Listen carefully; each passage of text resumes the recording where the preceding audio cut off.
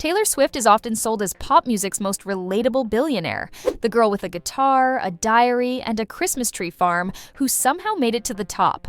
It's a great story, but it's not the whole one.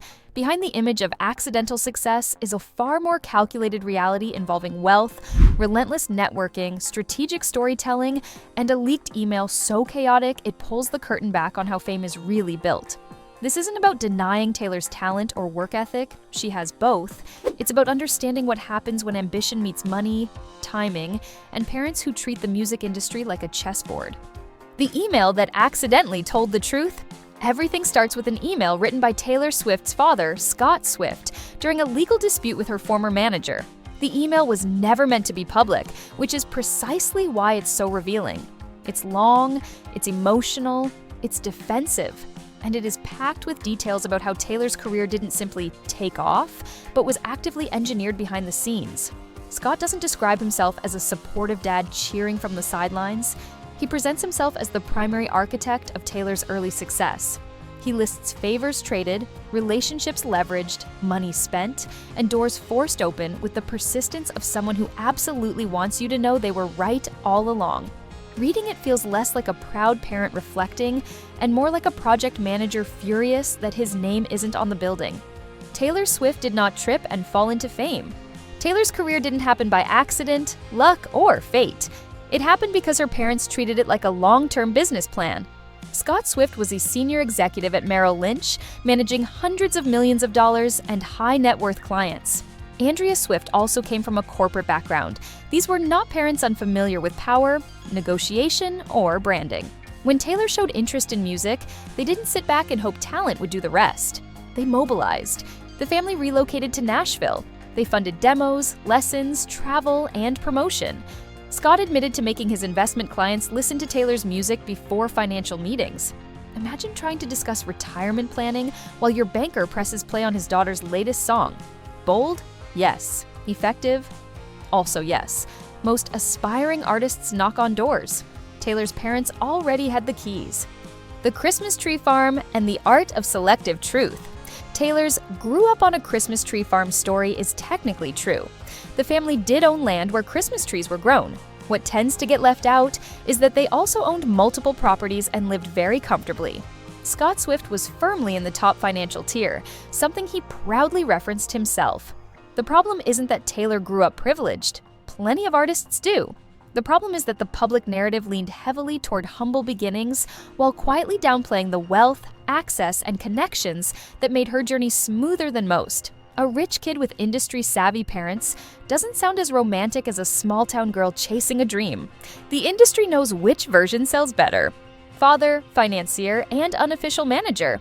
If the leaked email reveals anything clearly, it's that Scott Swift wanted acknowledgement. A lot of it. He documents nearly every early opportunity Taylor received and traces it back to himself. Performances, introductions, press coverage, industry access. According to Scott, none of it happened without his involvement. He portrays himself as the man doing the dirty work while others enjoyed the spotlight.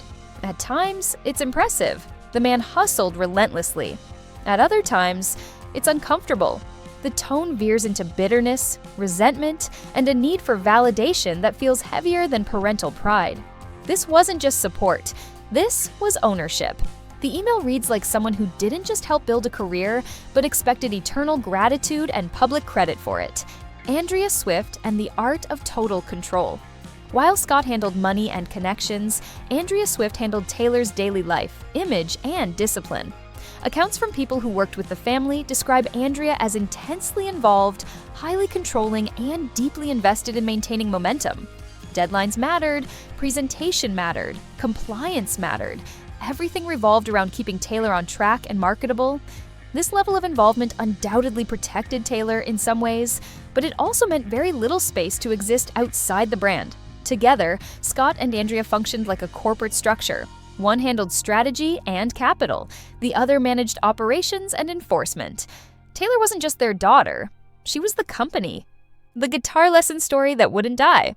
One of Taylor's most charming origin stories involves a computer repairman who randomly taught her guitar chords after noticing an instrument in her home. It's sweet, it's cinematic, it's also misleading.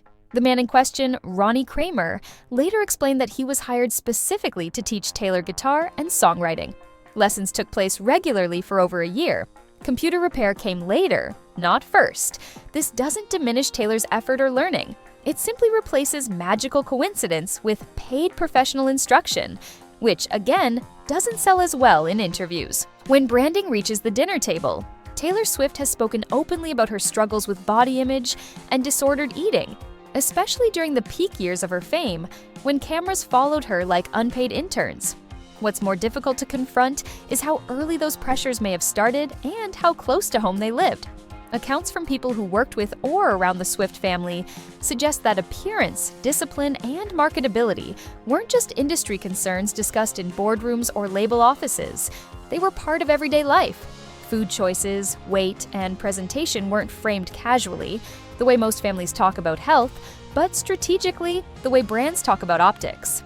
Taylor later acknowledged periods of extreme restriction and obsessive exercise, driven by public scrutiny and relentless expectations to look a certain way at all times. When success becomes the core identity of an entire household, even love can begin to feel conditional, not intentionally cruel, but quietly transactional. At that point, dinner stops being dinner and starts feeling like a performance review. Hollywood doesn't reward innocence, it rewards strategy.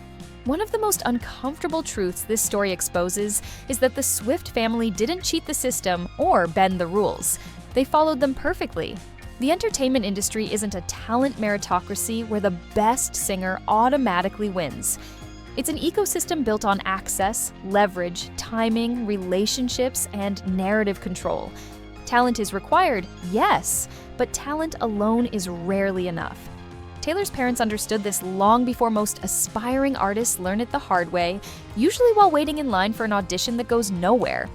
They didn't wait for opportunity, they manufactured proximity to it. Taylor didn't succeed despite the system. She succeeded because her family mastered it. The real shock isn't that she had help, it's how much help is actually required to reach that level, and how carefully the industry avoids talking about it, because worked tirelessly with elite backing doesn't fit neatly on a Grammy acceptance speech. So, what does this mean for Taylor Swift? Taylor Swift is undeniably talented. She is disciplined, obsessive about her craft, and constantly evolving in a way few artists manage over decades. None of that is up for debate, and pretending otherwise would be intellectually dishonest. But she was also shaped, carefully, strategically, relentlessly, by parents who treated her career less like a hobby and more like a long-term investment portfolio with global growth potential.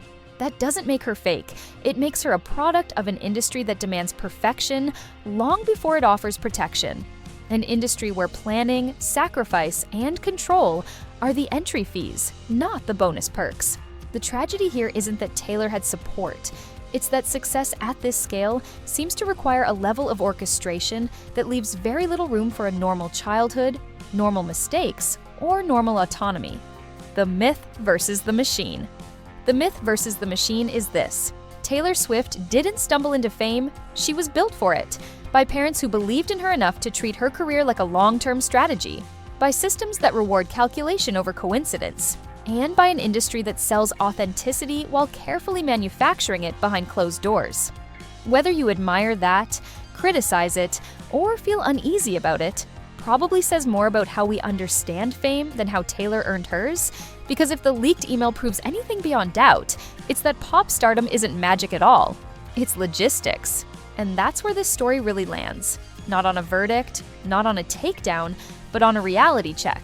If you enjoyed this deep dive and want more unfiltered breakdowns like this, like and subscribe, and let me know in the comments what celebrity story you want unpacked next.